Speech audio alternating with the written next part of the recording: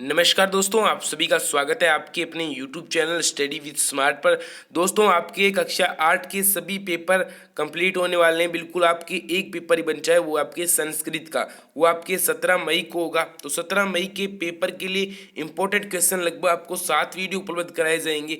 उन 7 वीडियो को अगर आप देख लेते हैं तो आपके इंपॉर्टेंट वीडियो उपलब्ध कराए जाएंगे। साथ ही आपको इंपॉर्टेंट क्वेश्चन लास्ट दिन आपको टेलीग्राम चैनल पर मिलेंगे, उसको जरूर ज्वाइन कर लेना। बिल्कुल उनमें से आपके पेपर बनने वाला है, वो क्वेश्चन आपको 16 मई को लगभग 8 बजे हमारे टेलीग्राम चैनल पर मिलेंगे। तो उस टेलीग्राम चैनल को आप जरूर ज्वाइन कर लेना। इंपॉर्टेंट क्वेश्चन होंगे, बिल्कुल उन्हीं में से आपकी पेपर मिलेगा। आप इस पेपर को हल करने वाले हैं। इस पेपर में से लगभग आपके बहुत से इंपॉर्टेंट क्वेश्चन आपको एग्जाम में मिलेंगे। साथ ही अगर आपने ये पहले देख रखा है तो इससे ही आपका रिवीजन हो जाएगा। अगर आप अच्छे से इसको देखते हैं, सरल भाषा में इसको समझेंगे, बिल्कुल एकदम इजी वे में इनको समझकर आपको पढ़ना है। किस प्रकार से आपको इनको समझना है, वो सभी आपको संस्कृत क्या होते हैं थोड़ी समझने में बच्चों को हार्ड लगती है, लेकिन ये बहुत ईजी लैंग्वेज है अगर आप इसको आसानी से समझते हैं तो। यहाँ पर पहला है आपकी कि अस्माकम देशे कति राज्यानि सन्ति, यानी पहले आपको सभी को बताया, आप इतने पेपर देख चुके हैं बुकलेट की। तो यहाँ पर पहला प्रश्न आ रहा है, अस्माकम देशे कति राज्यानि सन्ति। तो ये पूछ रहा है हमारे देश में कितने राज्य हैं। तो अष्टादश यानी 18, अष्टाविंशति यानी 28, नवविंशति यानी 29, त्रिशंति यानी 30। तो इसमें आपकी हो जाएगा अष्टविंशति यानी 28 राज्य। कुछ पुरानी बुकों में आपको 29 दिए हैं, लेकिन वो गलत है, आपको 28 यानी अष्टविंशति वह आपकी इसमें पहले में करेक्ट आंसर हो जाएगा। अगला क्वेश्चन है आपकी करक दोखेद केसाम उपयोग भवती।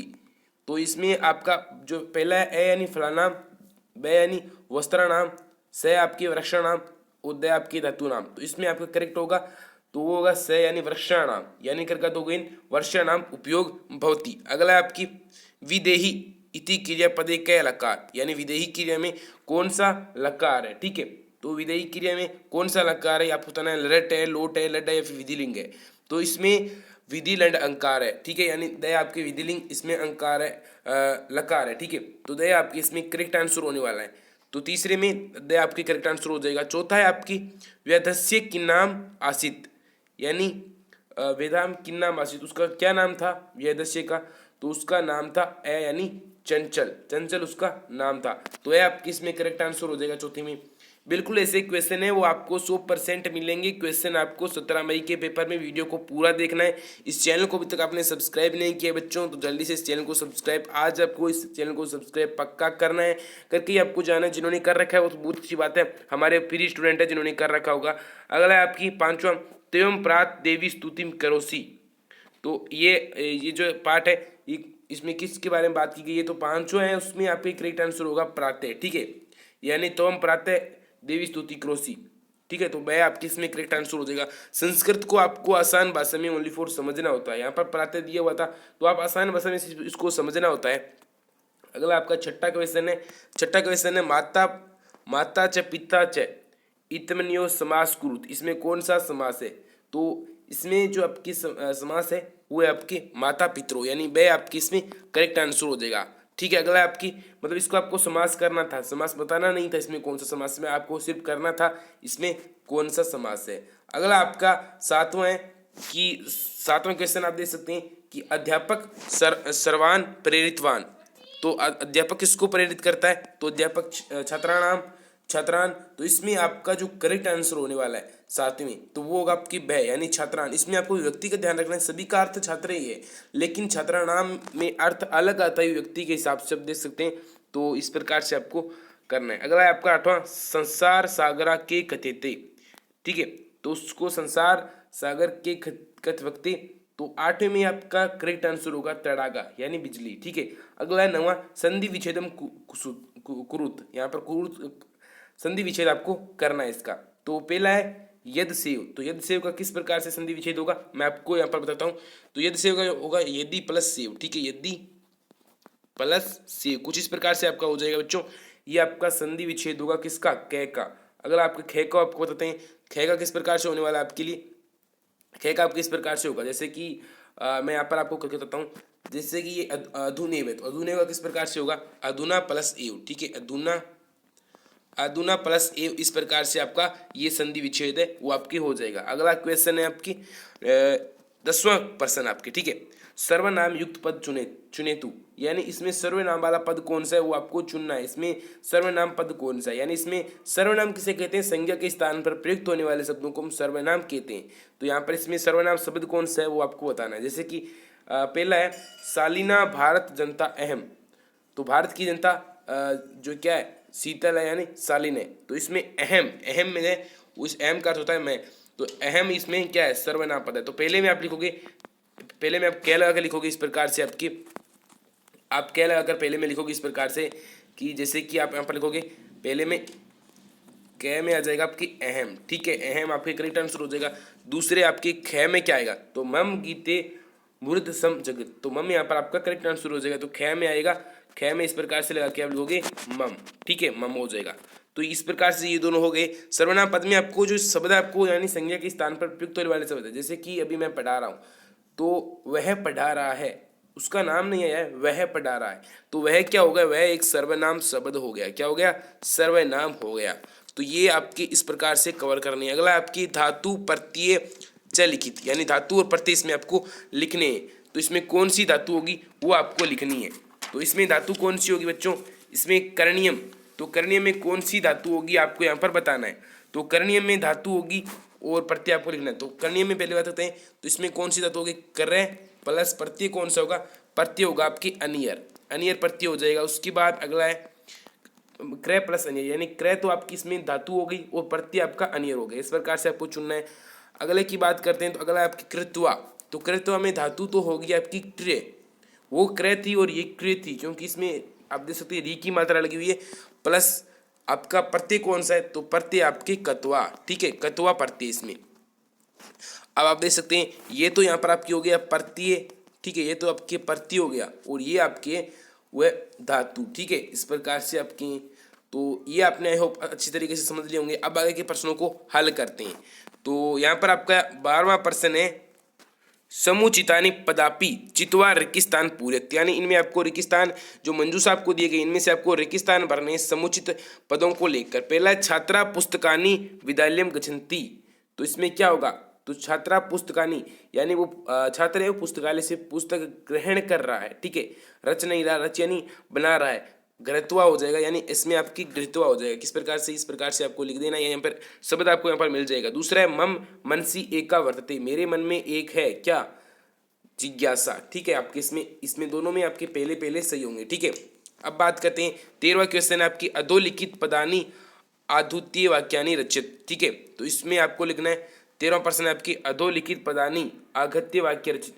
ये जो पद दिए हुए इनमें से आपको वाक्य वो आपको रचना है। पहला है कै में आपकी हो जाएगा ऊपरी, ऊपरी का अर्थ क्या होता है, ऊपरी का अर्थ होता है संस्कृत हिंदी में इसका अर्थ होता है ऊपर, ठीक है। दूसरा है आपकी आदानम, आदानम का अर्थ होता है लेना, आदेश से आदान प्रदान यानी लेना देना, तो लेना हो जाएगा। इसको आपको वाक्य में प्रयोग किस प्रकार से करना है, जैसे बहुत से शब्द आपको पेपर में मिल जाएंगे इससे रिलेटेड, जहाँ भी आपको ये शब्द दिखे, जैसे कि आदानम शब्द आपको कहीं भी दिखे, आदानम शब्द पेपर में, तो जिस आदानम की बात नहीं कर रहा हूँ मैं, जो भी आपके पेपर में शब्द आएगा वो आपको कहीं भी अगर आपको दिखे तो आपको क्या करना है, उस पर उसमें से आपको जो भी आपको वाक्य दिख रहा है वो पूरा को पूरा वाक्य आपको यहाँ पर दिखा देना है। ये आपके स्मार्ट होते हैं जो बच्चे हमारे वीडियो देखते हैं, उनको पता होता है किस प्रकार से पेपर अपने को हल करना है, तो वो क्या करते हैं पेपर में जो भी आपके आता है ना वाक्य वो आप यहाँ पर लिख सकते हैं। तो ठीक है, तो ये आपकी हो जाएगा। अगला है अधोलिखित पदाना संस्कृत रूप तत्सम रूप, यानी इसको तत्सम रूप यानी संस्कृत रूप में आपको लिखना है। तो ये पहले में आपके आ जाएगा कोक का हिंदी में संस्कृत में क्या कहते हैं, तो को संस्कृत में हम कहते हैं कुक्षो, कुक्षो कहते हैं, ठीक है, कुक्षो इस प्रकार से आपको लिख देना है, ठीक है, इस प्रकार से इसका संस्कृत रूप इस प्रकार से हो जाएगा। दूसरा है गोद, तो गोद को हम क्या कहते हैं वो भी आपको यहाँ पर लिखना है।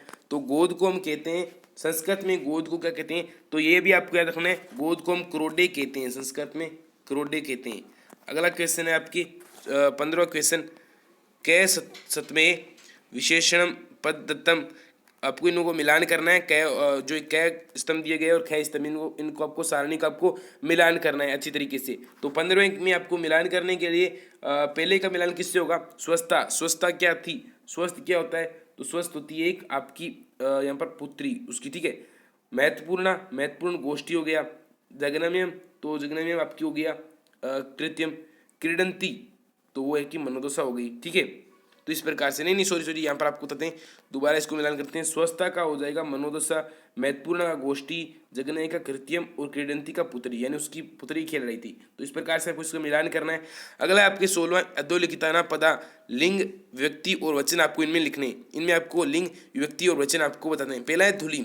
धुलिम की बात करें तो धुलिम में आपकी क्या होगा, धुली में बात करें तो धुली में आपकी जो है लिंग तो आपकी होगा उसमें स्त्रीलिंग, ठीक है, स्त्रीलिंग हो जाएगा। उसके बाद अगर व्यक्ति की बात करें तो उसमें द्वितीय व्यक्ति होगी, ठीक है। और अगर उसकी जो है वचन की बात करें तो उसमें एक वचन है। अगला आपकी है नागनी, ठीक है, नागनी। तो नागनी की बात करें तो नागनी शब्द है, उसकी बात करें तो उसमें क्या है, उसमें बात करें लिंग है, उसमें कौन सा है, तो उसमें नपुंसकलिंग है, ठीक है, नपुंसकलिंग। नपुंसकलिंग न तो पुरुष है न स्त्री, नपुंसकलिंग। और उसका अगला हो जाएगा नपुंसकलिंग, और उससे अगला आपकी विभक्ति आपकी इसमें हो जाएगी सप्तमी, ठीक है, सप्तमी विभक्ति है। और उसके बाद बात करें तो आपकी यहाँ पर सप्तमी विभक्ति है इसमें, और एक वचन आपकी कौन सा है, वचन आपकी इसमें एक वचन ही है। अगला बात करते हैं आप अपर का, तो अपर में क्या है, अपर को जो इसकी लिंग है वो आपके पुल्लिंग हो जाएगा। उसके बाद बात करते हैं यहाँ पर विभक्ति है आपकी प्रथमा, और वचन है आपकी वो एक वचन ही है, यहाँ पर भी एक वचन ही है इसमें। और है आपके कन्या में आपकी स्त्रीलिंग हो जाएगा, यहाँ पर लिंग तो स्त्रीलिंग हो जाएगा, विभक्ति इसमें षष्ठी हो जाएगी। यहाँ पर क्लियर नहीं दिख रहा है, षष्ठी विभक्ति हो जाएगा। उसके बाद इसमें जो वचन है वो आपके यहाँ पर लास्ट में वचन होगा बहुवचन, कन्या नाम आ गया तो बहुवचन आपकी इसमें हो जाएगा। तो यहाँ पर आपके 16वां प्रश्न है वो कंप्लीट हो चुका है। 17वें प्रश्न के बारे में बात करते हैं। इसमें क्या है, इसमें आपके एक पद में उत्तर देने वाले प्रश्न आ चुके हैं। इन प्रश्नों का उत्तर है वो आपको एक पद में यानी एक शब्द में आपको इनका उत्तर देना है। तो पहला प्रश्न है आपकी व्यदस्य नाम की मासी। तो आपने ऊपर देखा था ऑप्शन वाले क्वेश्चन में आ चुका था कि व्यदस्य का नाम क्या था, चंचल नाम था उसका। तो किस प्रकार से लिखोगे, यहाँ पर चंचल इस प्रकार से आपको लिख देना है। अगला है आपकी स्वकीय साधन की भौति, यानी स्वकीयम साधनम की भौति। तो इसमें आपका जो करेक्ट आंसर होगा वो होगा बलम, ठीक है। ये बल जो हिंदी बल शब्द होता है उसको बलम संस्कृत में बनाया गया। अगला आपके कुत्र डिजिटल इंडिया इतस्तीय चर्चा होती, यानी कहाँ पर डिजिटल इंडिया की चर्चा हो रही थी। तो कहाँ होती है डिजिटल इंडिया की चर्चा, तो आपको लिखना है सभी में, आप सभी को पता है पूरे विश्व में डिजिटल इंडिया की चर्चा होती है। तो आप लिखोगे संपूर्ण विश्व से, ठीक है। ये आपकी इस प्रकार से आपको लिखना है। अगला है आपकी गज परिमाण के चारमती, ठीक है, गज परिणाम के चारमती। तो इसमें आपकी करेक्ट आंसर हो जाएगा वो होगा गजधर, ठीक है, गजधर, ठीक है, इसमें आपके करेक्ट आंसर होगा। अगला आपका लास्ट प्रश्न है यहाँ पर कि किदर्स जल पिबेत, ठीक है, तो किदर्स जल पिबेत। तो इसमें आपका करेक्ट आंसर हो जाएगा वस्त्रपुतम, ठीक है, वस्त्रपुतम, ये आपका करेक्ट आंसर हो जाएगा। अगला आपके प्रश्न है 18वां प्रश्न। ये आपके इसमें आपको पूर्ण वाक्य में उत्तर देना है, ठीक है। 18वां प्रश्न है, इसमें आपकी प्रश्न है उसको आपको पूर्ण वाक्य में उत्तर देना है। पहला प्रश्न है सावित्री बाई फुले महोदया पितो नाम क्या। जो सावित्री बाई फुले थे उनके पिता का नाम क्या था, ये प्रश्न पूछ रहा है। तो आपको इसके एक शब्द में उत्तर नहीं देना है, बिल्कुल आपको इसको पूरा लिखना है। किस प्रकार से लिखोगे आप, तो आप लिखोगे सावित्री बाई फुले महोदया पितो, ठीक है, पितो नाम, यहाँ पर आप लिखोगे खंडोची, ठीक है, खंडोची आसित, ठीक है, बाद में आसित लगा दोगे, ठीक है, आसित। तो यहाँ पर ये पूर्ण वाक्य इस प्रकार से पूरा लिखना है, मैं बता नहीं रहा हूँ। यहाँ पर इतना लिखना है आपको नाम, और फिर आपको ये नाम लिखना है खंडोची, और उसके बाद आसित। तो इसमें से आपको तभी आपको पूरे में से पूरे नंबर मिलेंगे। अगला क्वेश्चन है आपकी अभिवादनशीलस्य कानि वदन्ते। तो इसमें आपकी तो इसमें क्या क्या हो जाएगा, तो अभिवादनशीलस्य, ठीक है, बाद में होगा आयु, ठीक है, आयु और विद्या, इस प्रकार से ये आपकी जो यश इस प्रकार से आप लिख सकते हैं, ठीक है। तो सभी मैं बता नहीं रहा हूँ, यहाँ पर वीडियो काफी लंबा हो जाएगा। तो यहाँ पर अगला प्रश्न है गए वाला भगिनष्ट के कानी राजधानी संति, ठीक है, यानी जो भारत की जो उधर वाले 7 जो राज्य हैं उनको आपको नाम बताने। तो वो किस प्रकार से बताने, उसके लिए ट्रिक है आपके पास। वो ट्रिक किस प्रकार से आपको यूज करनी है, उस ट्रिक से आपको ये सभी आपको याद रखने राज्य, भारत के 7 राज्य जो कि हर कंपैरेटिव एग्जाम में प्रश्न पूछे जाएंगे आपके आगे भी। तो इन 7 राज्यों को आपको याद कर लिया होगा, कौन कौन से वो आपको बताने। तो आपके वो एक तो अरुणाचल प्रदेश हो गया जिसकी राजधानी ईटानगर है, अरुणाचल प्रदेश, ठीक है, भारत का सबसे पूर्व वाला राज्य अरुणाचल प्रदेश। उसके बाद त्रिपुरा, ठीक है, उसके बाद आ जाएगा अपने मणिपुर, ठीक है, उसके बाद अपने है असम, ठीक है, और नागालैंड भी है, ठीक है, नागालैंड। और उसके बाद जो है अपने है मेघालय, ठीक है। और एक और कौन रह गया, एक और सा रह गया मिजोरम, ठीक है। ये भी अपने राज्य है। तो ये जो राज्य हैं वो आप देख सकते हैं, इतने राज्य हैं। उसके बाद ये 7 राज्य हैं, इनकी ट्रिक क्या रखने के लिए आप ये ट्रिक यूज लेंगे, एटीएम, ठीक है, एटीएम यानी ऑटोमेटिक टेलर मशीन, एटीएम आना मम्मी, यानी एटीएम मशीन पर आना मम्मी, ठीक है, इस प्रकार से। तो इसको याद करने के लिए क्या करेंगे आप, ए का हो जाएगा, ए का क्या होगा, ए का अरुणाचल प्रदेश, ठीक है, टी का हो जाएगा त्रिपुरा, मैं का जो है मणिपुर, आ का हो जाएगा असम, आसाम, ठीक है, ना का हो जाएगा नागालैंड, मैं का हो जाएगा मिजोरम, और ये जो लास्ट वाला मी है इसका आप खोलोगे मेघालय, ठीक है। तो ये 7 राज्य हो गए आपकी। अब बात करते हैं, अगला है त्रिडाका कुत्र निर्मेंतेसम। तो इसमें आपका हो जाएगा अस्यस्य देशे, ठीक है, इसमें आप पूरा लिखोगे अस्यस्य देशे, ठीक है। अगला है आपकी अहम कुत्र सदादर्शीय। तो इसमें आपका हो जाएगा विश्व सीमन, ठीक है, यानी लिखोगे विश्व सीमन, अहम विश्व सीमन, ठीक है, विश्व सीमन दर्शते, ठीक है, दर्शी। अगला है आपकी रेखा के जो पद है आपके यहाँ पर दिए गए उनको आपको पर्सन निर्माण करना है, बिल्कुल इंपॉर्टेंट क्वेश्चन है। आप ऐसी ट्रिक लगाऊंगा ना, एक भी पर्सन गलत नहीं कर पाओगे, ये मेरी गारंटी है। इसके लिए अलग से एक वीडियो आ रहा है पर्सन निर्माण वाले के लिए। तो पहला है चंचल, वृक्षम, उपगम, अपरिचित। तो इसमें आपकी वृक्षम के स्थान पर आपको क्या लिखना है, वृक्षम के स्थान पर आपको यहाँ पर क्या लिखना है, वस्त्र। यहाँ पर जो पहला है आपकी 19वां क्वेश्चन है, तो इसमें आपको ये जो पर्सन निर्माण करने के लिए कै का कानी जो ये शब्द होते हैं उनका आपको प्रयोग करना है, कहाँ किस किस का प्रयोग करना है वो भी आपको बताएंगे। तो पहले में आपको प्रयोग करना है कम का, ठीक है, कम का।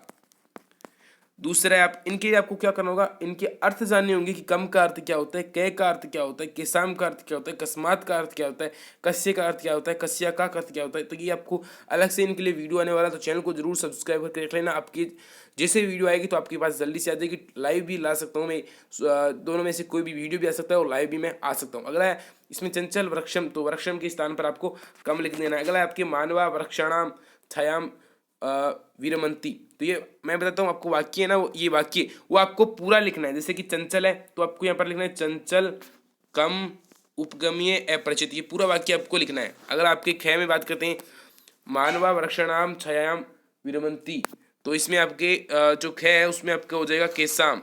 तो यहाँ पर तो ख में आपकी किस प्रकार से लिखना है, इसमें लिखना है मान, जिसमें आपको चंचल वृक्षम, चंचल फिर कम फिर उपगम्य अपरिचित पूरा प्रश्न लिखना है। जो इसके वृक्षा नाम की जगह आपको लिखना है क्या है, कम लिखना है। अगला आपके दूसरा प्रश्न है मानव वृक्षाणाम छायाम वीरवंती। तो इसमें आपके ख में आपको क्या लिखना है, इसमें केसाम लिखना है। यहाँ पर वृक्षाणाम की जगह आपको क्या लिखना है, यहाँ पर आपको केसाम लिख देना है। अगला आपके अगला क्वेश्चन है, तो अगला है आपके व्याध व्याघ्र जलात वही निर्स्यात। तो इसमें आपको कौन से शब्द का प्रयोग करना है, तो इसमें आपको कस्मात शब्द का प्रयोग करना है, कस्मात शब्द का प्रयोग करना है। उससे अगला क्वेश्चन है व्याध व्याघ्र जलात वही निर्सारायात। तो इसमें आपको कौन से शब्द का प्रयोग करना है, तो इसमें कस्मात का करना है।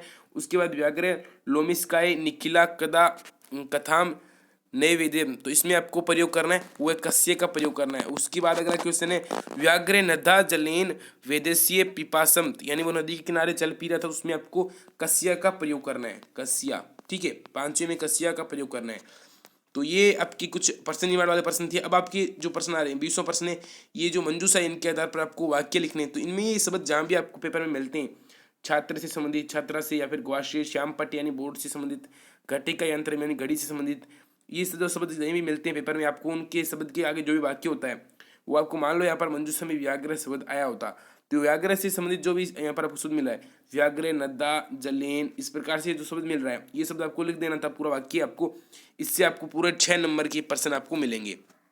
अगला आपकी बिलस्य वाणी ने कदापि में सुरंता अथवा घटंके नेव कंटक्यम, ये जो 2 कहानियाँ हैं ये वाली और इन वाली कहानियों की आपको अगर हिंदी अनुवाद इनमें से किसी भी कहानी का हिंदी अनुवाद आपको याद है तो आपको लिखना है 6 नंबर का प्रश्न होगा, बिल्कुल 6 में से 6 नंबर आपको लेने हैं। अगला आपके अधोलिखित श्लोक से हिंदी भाषा या भावार्थ करना है। इन जो श्लोक दिए गए दोनों में से आपको कोई भी शब्द का है वो हिंदी भाषा में अनुवाद करना है, भावार्थ करना है। तो क्या करेंगे, पहले आपको इसमें प्रसंग भी लिखना होगा और उसके बाद व्याख्या भी लिखनी होगी। प्रसंग में आप लिखेंगे कौन से पाठ से लिया गया है और इसके रचयिता कौन है, उस प्रकार संस्कृत का प्रसंग आपको उसका ढंग है उसके लिए मैं अलग अलग से वीडियो लाने वाला हूँ किस प्रकार से प्रश्न लिखना है। अगला आपके मंजूषा लिखितानी शब्दानाम सायन कथा चित्वा, ये जो मंजूषा है उनके आधार पर आपको जो एक कहानी लिखनी है, ठीक है, एक कथा लिखनी है, ठीक है।